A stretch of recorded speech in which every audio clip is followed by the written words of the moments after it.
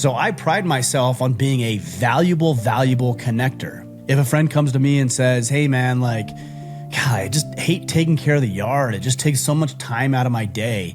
And I know another friend who happens to be a landscaper, and then I connect my friend who's a landscaper with my friend who needs landscaping. Now it's a double win. I win with the friend who needs landscaping, and I win with the friend who is a landscaper. But being a connector and leveraging those connections to solve problems is huge.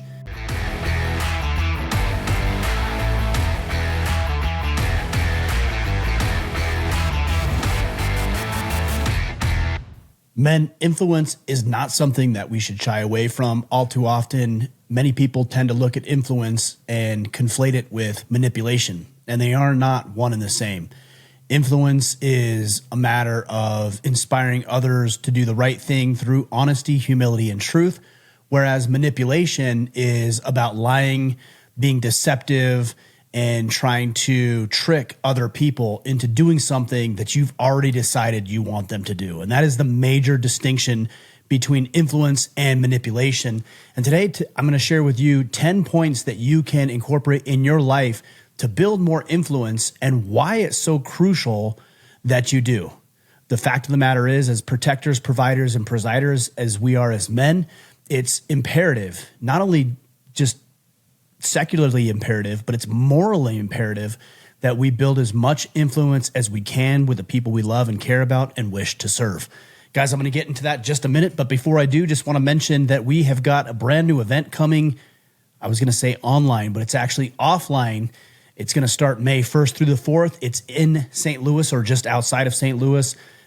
And as I said last week, I'm hesitant to say Boy Scouts because of what Boy Scouts has become.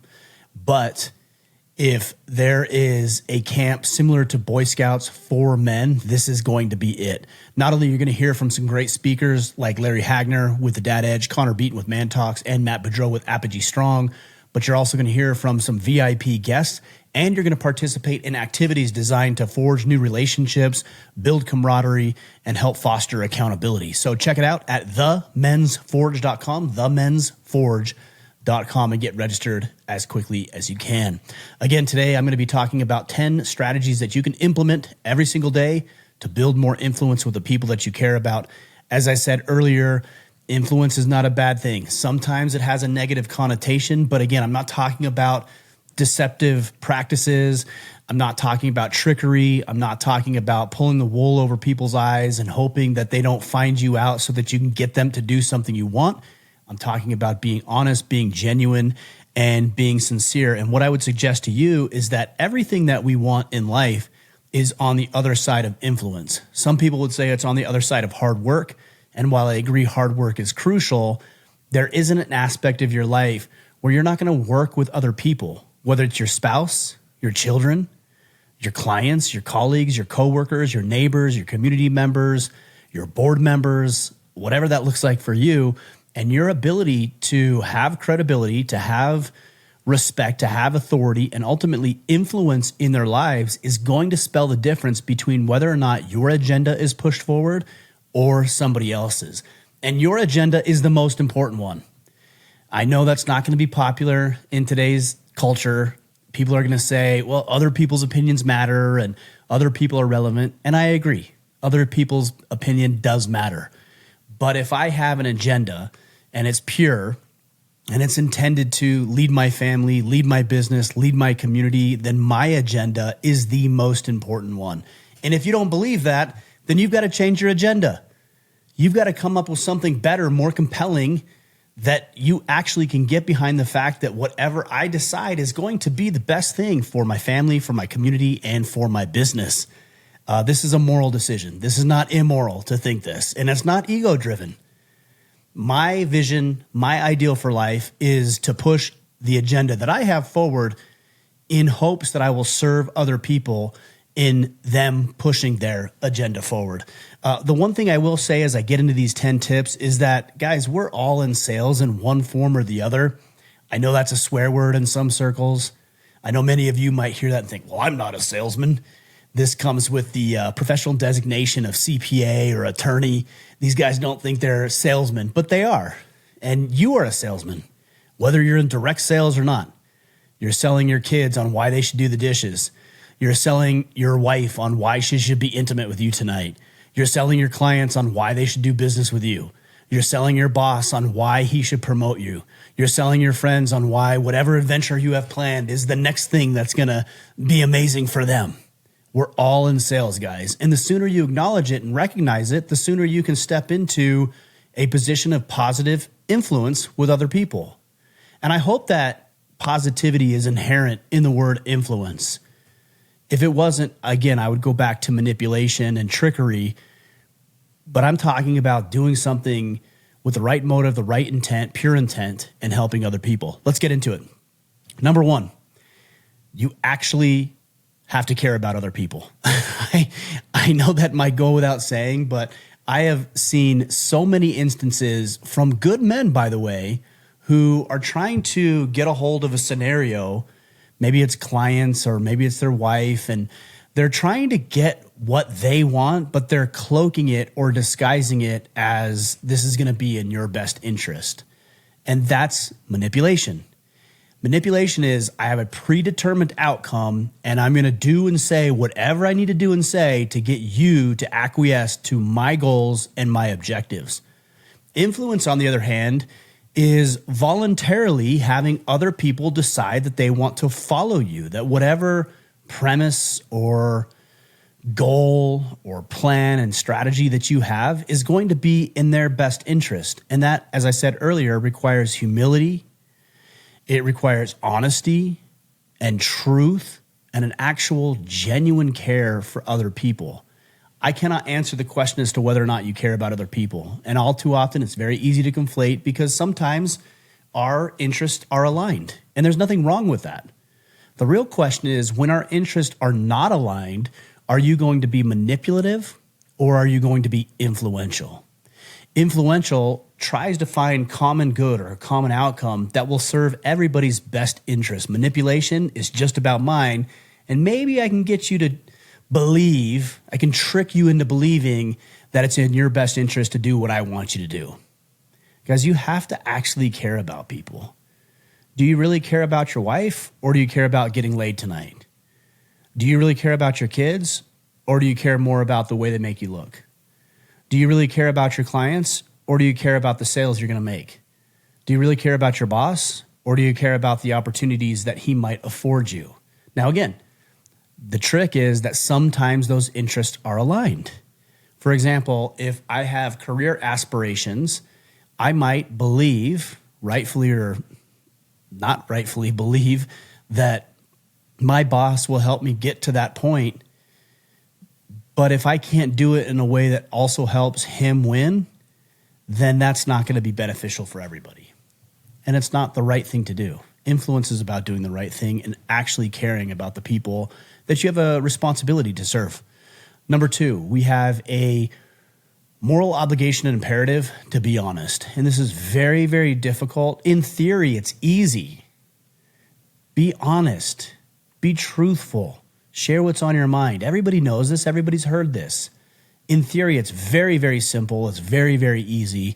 But when it comes down to it, it's very easy, actually, in practice, to not be honest, to deceive, to manipulate, to trick, to omit, to keep people out of the loop, to say things that we don't necessarily mean. I think honesty is the best policy, and that isn't just a clever little quip. That is a way of life.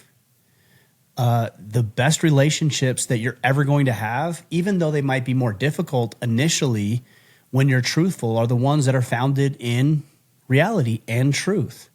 If, for example, you're in a romantic relationship and both of you are burying your head in the sand and talking about how wonderful each other are without addressing red flags or concerns that you might have or discrepancies in your vision or goals, the relationship is not going to last. You might be able to put 2 or 3 or 5 or even 10 years, if you're really good at this, under your belt, but ultimately that relationship is destined for failure.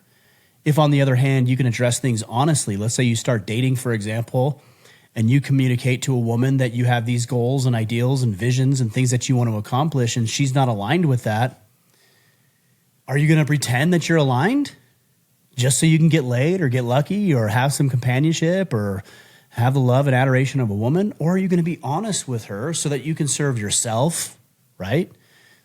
Be honest with yourself, but also that you can serve her. If her alignment is not in sync with yours, isn't it only fair that you tell her so that she can go out and find somebody else that might have goals and interests that are more aligned with what she's after? But again, that comes back to point number one. You actually have to care about people. Because if you are only wrapped up in your own interests, you will probably lie and say, oh no, I want the same things you do. And you'll even change. You'll even change your opinions and your perspectives based on the response that you might receive from her. And again, it's destined for failure. It's not a matter of if, it's a matter of when. Be honest in all of your things.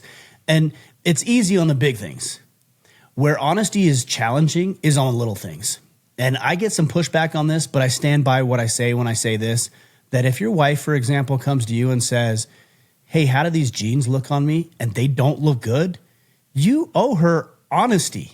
Now, tactfully, I'll throw that out there. And some guys are like, no. That's a trap. You know what the trap is? Lying to her and making her believe that you think she looks good and that anything she wants to get away with, you'll allow it. Now, again, I say tactfully because if she comes to you and says, hey, do these jeans look good on me? And you don't think they look good on her, then I think you ought to be honest and say, hey, those aren't the most flattering, but I really like these jeans, or I really like when you wear those. That isn't hard to do. And so many guys push back on that and say, oh, you're just setting yourself up. No, you're actually, you are. You're setting yourself up for long-term success in the relationship. Because on the minor things, when you're honest, she knows that on the major things, you're going to be honest. And so she'll come to you because you're a safe, honest, and accurate reflection of the feedback she's looking for. You're going to be able to be that place that she'll come and ask and know she's going to get truth. Like, have you ever had a friendship with someone who you know is just bullshitting you the entire time? Look at these people who are positive every day, every minute, every aspect of their life. I don't believe those people as far as I can throw them. I love their positivity. I think it's infectious. And in fact, I can use it as inspiration at times in my life. But if somebody's positive all the time, every day, every week, I don't believe them. I just don't. I don't believe somebody can be positive like that all the time. So be honest. If you're having a bad day and you're close to that person and you have the relationship to be honest with them, then say, hey, I'm not having a good day. I said that to the woman I'm dating, and the other day is we were asking about each other's day through text, and I said, to be honest, this is not a good day. I'm in my head. I'm thinking about things. I'm considering myself a failure at times in my life, and I'll be fine, no problem. I'll get over it, and this afternoon or tomorrow I'll feel better. But no, it's not a good day. That's a little thing, but it's honest. And then I hope that she feels comfortable enough to come to me at some point and say, hey, what do you think about this? Because she knows I'll give her a real answer. And that isn't a permission slip to be a dick. It isn't a permission slip to say whatever you want to say, however you want to say it, but it is a permission slip to be truthful and accurate in the words that you're using. All right, let's move to number 3. The most important thing when it comes to, not the most important, but one of the most important things when it comes to influencing others is finding out what their problems are. Again, all too often, we're so selfish, we're so self-absorbed, we're wrapped up in what we want to accomplish, what our problems are, what our struggles are, what our solutions are, that we're not even thinking about what other people might be dealing with. If you want to build influence with other people, start asking them what their problems are. And even if you don't ask them, start listening. Use your ears, guys. And if somebody says, hey, I'm really struggling with X, Y, and Z, you might not have a solution, but at least store it, file it. And that way, if you do have a solution in the future, you'll be able to present that solution to them. Men, we are naturally problem solvers. And I'm going to talk a little bit more about this in another point, but you don't always have to solve the problem. Sometimes you just need to listen and be attentive and see what people are saying. Read between the lines. If your child comes home and they're having a bad day and you've noticed a trend and you ask them and they're saying, it's been hard and school sucks. I think it would be important to figure out, what about school sucks? Like all of school? Is it a particular teacher you don't like? Are you having an issue with somebody at school? Is there a subject you're struggling with? Maybe there's a learning disability. Maybe it's dyslexia. I'm just using this as an example. My daughter has dyslexia, and it would have been very easy for me to chalk that up to she's being lazy, or she's not paying attention, or she's not applying herself. And I think that's what a lot of guys would do.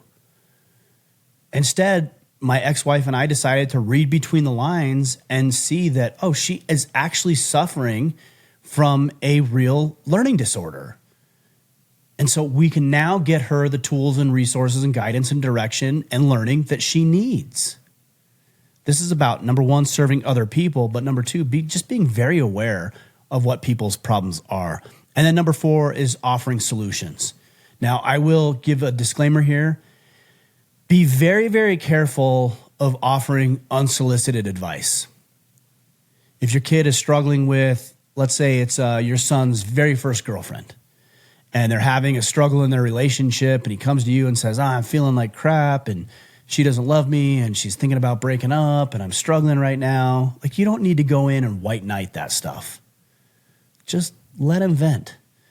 That's a problem, obviously, but let him vent. And unless he asks you explicitly, don't worry about solving it. Let him vent. Let him talk through it. Let him work his way into his own solution so that he can be empowered to solve his own problems. But there are times where somebody might come and say, maybe in a professional setting, I need a resource for, my business is growing and I need somebody to help me with human resources. I've hired 3 people and I don't know about the tax implications of it and the sales training and the liability protection. And I'm really looking for some help in the human resources department. And maybe you have somebody, a company that you work with that outsources human resources. That's a great connection that you can make. And that builds influence, especially if they end up doing business with them and they're satisfied and happy. Maybe you're the company that offers human resources services. And in that case, I would say, hey, look, if that's what you're struggling with, this is something that we do. I can help you with that. But if you don't, then offer other people. And I actually think offering help from other people can oftentimes be better than offering help ourselves. And I'll tell you why. You get all of the credibility and all of the recognition for solving problems without having to do as much work. And I tend to be pretty lazy by nature. So if somebody calls me or I recognize that they need some new podcast guests on their podcast, and I reach out to that person and say, hey man, I can introduce you to this person, this person, and this person. That takes me 10, 15 minutes to make those calls or those texts and that introduction. And then I get all of the credit of introducing that person to this other for the podcast without having to spend 3, 4, 5 hours actually doing podcasts. So I pride myself on being a valuable connector. If a friend comes to me and says, hey man, like, God, I just hate taking care of the yard. It just takes so much time out of my day. And I know another friend who happens to be a landscaper, and then I connect my friend who's a landscaper with my friend who needs landscaping. Now it's a double win. I win with the friend who needs landscaping, and I win with the friend who is a landscaper. Leveraging your network, building a network, and then being able to formulate connections in the right way, and that's a conversation for a different day. I'll teach you how to do that because there's a right and a wrong way to do it. But being a connector and leveraging those connections to solve problems is huge. It is probably the single greatest tool or method at my disposal to build Order a Man into what it is today. All right, let's get to number 5. Meet people where they are. If you want to build influence with other people, then you need to meet them where they are. A couple of great examples. Whether you like it or not, politics aside, let me give you 2 examples from Donald Trump. Donald Trump is very, very relatable with his voter base, MAGA, right? Again, I don't care whether you agree with it or not. That is not the point that I'm making. So push that aside. We can have enough emotional intelligence to push that aside for a second. I just want to talk about the relatability factor. When Donald Trump went to McDonald's, and if you don't like Trump, you might think that this was some sort of tactic or, some political move. Of course, that's what it was. He's running for office. Of course, that's what it was. But if you're being honest, you cannot deny the fact that it was very relatable. And that's because Donald Trump is really, really good at connecting with blue collar workers. Now, he's not blue collar himself. He's probably never worked a blue collar job in his life. He was born into an empire, a real estate empire. He was handed a lot of money to build an empire. And I know people will discount that and say, well, that's the reason he's successful. Again, conversation for a different day. But the reality is he's not blue collar. He's not like you. He's not like me. He hasn't done hard work. His hands aren't calloused. It's not the case. But he went to McDonald's and he put on the apron and he related and he connected with people. And because he was genuine about it and he met his constituency where they were, he became very relatable. Now, that's something that Kamala Harris can't do. She's too much of a phony. She's trying to game it. Again, politics aside, I'm just looking at the behavior.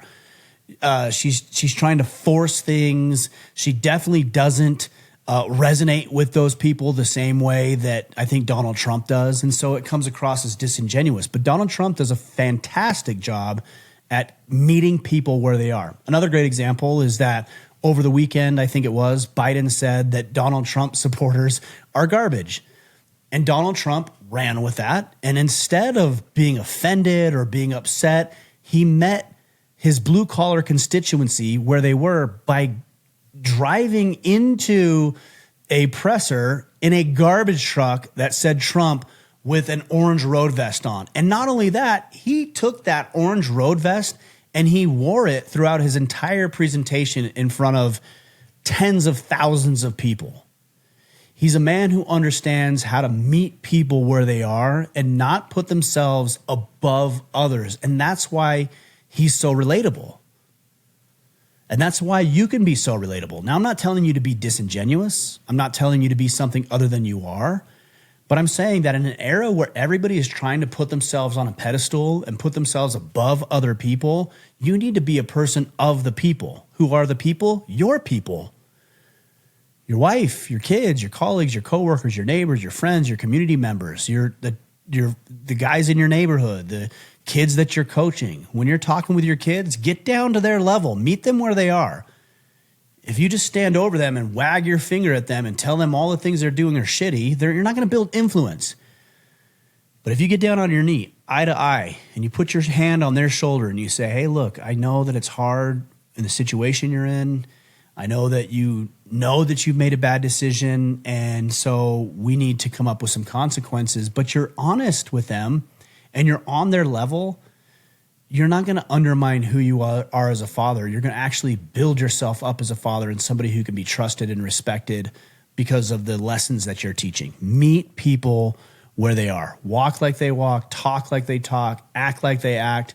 Again, not to trick them, not to deceive them, but to relate with them so you can serve them. Number 6, be firm but fair. And there is a way to do this, and it's a science, and it's an art. You can be firm. You can have boundaries and expectations, and you can communicate those boundaries and expectations. When people let you down, you can let them know without you being a jerk, without you yelling and shouting. That's one of the things that is a major, major critique by lots of children is that they wish their dad wouldn't yell at them. I've been guilty of that. I'm sure you have as well. We can administer discipline.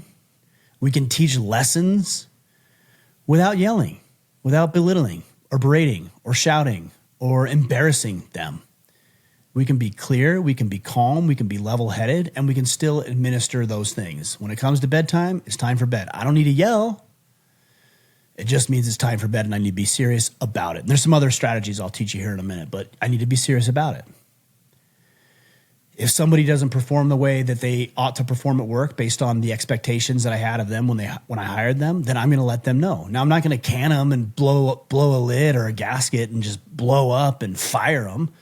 No, I care about that person, right? All of these things work in conjunction. So I care about the person. And so rather than blowing up at them, I'm going to say, hey, look, you didn't meet the expectation and it was because of X, Y, and Z. So what can we do to ensure that the next time you have a task or a project come up, we're going to meet the expectation and the standard that I have of you and you can have of me? That's firm. That's fine. Nobody dislikes somebody who's firm. They dislike people who are off the rails, who are loud and obnoxious and egotistical and maniacal and yell all the time. But somebody who's firm about things they've communicated, but they're fair, they still have a level of empathy and kindness and compassion for the person, even in chastising somebody for not performing the way they needed to, that person is highly respected. I mean, I think about referees and umpires. You know, the umpire who doesn't shout, doesn't yell, doesn't get emotionally charged, but is just administering the rules as the best that he can, the best of his ability, that's a person who's respected. And even though you might not like the call and it doesn't always go your way, you can still respect a person who has principles. I remember when I was coaching one of my son's baseball teams, we had this young kid, he was in high school, and oftentimes in Little League, they bring in high school baseball players to umpire the games. And this particular young man was behind the plate, and I can't exactly remember the scenario, but I said to him, hey, I yelled at him about something. He made a bad call from my perspective, and he came back. To his credit, he came back and he said, hey, listen, I know that you might think I made a bad call, and subjectively, maybe I did, but in the moment, this is the call that I made, and you can either honor and respect that, but the yelling and the shouting is not gonna help you guys win a baseball game. He said something like, he's a young kid, said that to me, a grown man. And I was actually pretty proud of him. And in the moment, I didn't like the call, but the fact that he stood up for himself and he didn't lose his cool, he was very calm and collected, put me in my place, frankly. And after the game, I went up to him and I said, hey, I'm sorry about being upset. He's like, no, that's okay. I know it gets heated. I get heated too when I get competitive. And he's like, he told me this. He said, I was really scared to say that because I didn't know how you'd react. And as a young man, of course he's scared, but he had the audacity to do it anyways. He was firm, but he was fair. And I walked away with that with a newfound level of respect for him that I did not have previously. You can be firm and be fair and still get the job done. Number 7, be aware of your give versus take ratio. Now, everybody out there is out to get, and that's okay. There isn't anything inherently wrong with going out there and trying to get yours, make your mark in the world and get your piece of the pie and build an income and build a life and find the woman and raise your family and do all the things that you want to do. There's nothing wrong with that. But when it comes to relationships you have with other people, you need to be very aware of how often you're taking in the relationship versus how often you're giving. Now, I don't know the ratio. I would say it's probably somewhere around the realm of 10-1, meaning that for every 10 units, if we can break it down that way, of value you're providing to others, you get to extract 1 unit of value to yourself. Again, I don't know the exact number. I don't even frankly know how to measure this in many instances, but I think it's a mindset that we can wrap our heads around. If I can give 10 times the amount of value that I'm getting in an interaction, then I will always win. So if it's in a professional setting and somebody's going to pay $97 a month to be part of our exclusive Brotherhood, the Iron Council, I want them at minimum to get $1,000 a month worth of value for being there. If I'm in a relationship, a romantic relationship, yeah, sure, I'm there for my own personal gain as well, but I want to add 10 times the value to the relationship that she may be able to give to me. Now, some people say, well, that's not fair. Maybe. I'm not really concerned about what's fair and what isn't. I just know that if I add 10 times the value in any relationship, any interaction, any encounter, any business, that I will inevitably win. Now, I might not win in the micro. I might be in a relationship where I give 100 times the effort and that person gives no effort. Did I win? No, I didn't. But if I do that 10 times, then of course I'm going to win. If in a business I give 10 times the value to a customer that they paid, and that customer takes advantage of my ability to be gracious, sure, I might have lost on that particular interaction, but the other 9 interactions I'll more than make up for. I mean, this is the whole thing of the gambling industry in Las Vegas. Yeah, sure, they're going to lose some money here and there, and they're going to have to pay out $1,000 or $10,000 or $100 or even $1 million. But for every $1 million they're paying out, they're probably making somewhere in the realm of 40 to 50 to 60 to $100 million. So they can afford to lose a couple of battles because they know they're not going to lose the war. And when it comes to the influence that you build with other people, yeah, you might get taken advantage of. Yeah, you might get raked over the coals. Yeah, you might provide value to somebody and then never show any sort of reciprocity. So the other 90% of the people that you do that for will, and you'll more than make up for that 1% or that 10% who didn't. So look at those ratios. Again, I don't know what they are. 10 to 1 is where I operate. So if I'm interacting with my kids, it's 10 units of value to them for any unit of value that I receive. Now, sometimes this is a little tricky because units of value are sometimes reciprocal. You know, if my son, for example, came to me and said, hey, Dad, can we go play catch in the backyard? That's a unit of value that I'm providing to him, but it's also a unit of value that he's providing to me. So that's 1-to-1 ratio. But I hope you understand the point. I'm trying to make something that's an art into a science, and sometimes that's hard to do. But you guys get the point. Number 8, always follow up on the value that is added to other people. So, for example, to go back to, point number 4, offering solutions. If you needed an introduction on my previous example to a landscaper, and I said, well, I've got a good introduction. I've got a friend who's actually a landscaper, and I formulate that connection for you, then the best thing I can do in that situation is follow up with you each individually. So I might go to you and you're Joe, and I might go to Joe and say, hey, Joe, you said you needed a landscaper, and I introduced you to Steve. That was a couple of weeks ago. Did you ever end up doing any business with Steve? Again, not for my own gain. It's not for me. I just want to know and connect the dots if I need to. Joe might say, well, yeah, I did talk to Steve and he never came by. Oh, that's interesting. Let me call him for you. Maybe he's busy or maybe he's out of town, and so you're trying to add more value, right? Or maybe Joe says, no, I did talk with Steve. He's actually coming next week to start installation on laying sod and doing some gravel work for us. Cool. Good to know. So that's with Joe. Now with Steve, who's the landscaper, I might reach out to Steve and say, hey, Steve, I introduced you to Joe a couple of weeks ago. Did you ever connect with him? And Steve might say, well, you know, I've been so busy, I haven't connected with him. Oh, okay, well, do I need to talk with Joe because you're too busy and you won't be able to contact him? Because I don't want to leave him on the line. And Steve might say, oh, no. I'll call him. I'll call him in the next 24 hours. Great, cool. I'll follow up with you. Or he might say, yeah, you know what? I just got a big project on a multi-million-dollar project for this sports complex coming up, and I don't have any capacity. That's okay. I just call Joe up and say, hey, man, I'm sorry it didn't work out, but it's my job to formulate the connections and follow up. Or Steve might say, oh, yeah, actually, Ryan, I'm coming over next week, and I'm going to start some landscaping work for them. I really appreciate you making that connection. It's not a time to boast in it. It's just that's what men do. We just add value. So to Steve, I'd say, oh, man, I'm really glad that worked out. Like, I love Joe. He's been a good friend and neighbor of mine for years. And, of course, I love you. We've been friends since high school. And so I'm just really glad that it worked out for both of you. That's all the credit you need. Man, you do that enough, you cannot help but win. Number 9, be a man of your word. Everybody says this. Very few people actually do it, myself included. On the big things, it's easy.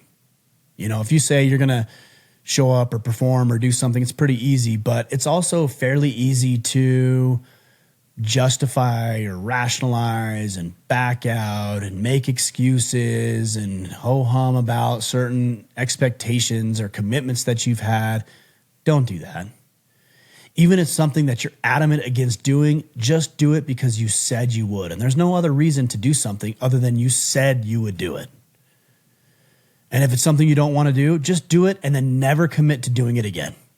It's that simple.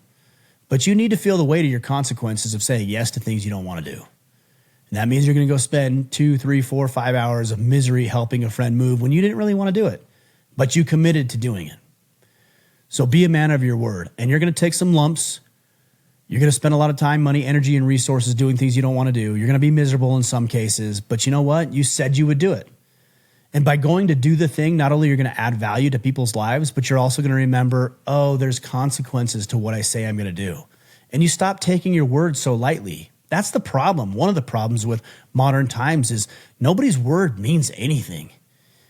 You know, I could say one thing today and just completely blow a bunch of smoke up your ass, and not too many people would bat an eye. In fact, they would expect it.